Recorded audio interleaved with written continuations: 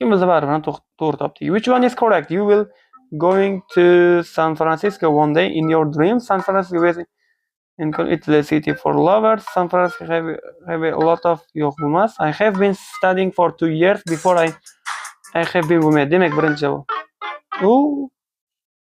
Before I move it. To'g'ri. Xato topdik. Keyingi savolimizda I'm working at home this week because my daughter is very ill. It's possible it's false. I'm working at home. That's correct. Vaqtincha davom etayotgan ish harakatlari uchun present continuous ishlatsak bo'ladi. Demak, oxirgi savolimizda which one is not conditional sentence? Conditional sentence ya'ni holat emas. If I were you, I would buy a car.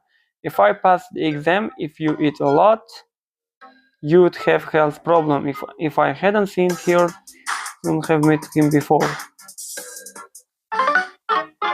Biz yana adashdik. 10 ta savoldan 2 tasi xato chiqdi. Demak, bu menimcha yaxshi natija. Demak, biz podiumda emasmiz.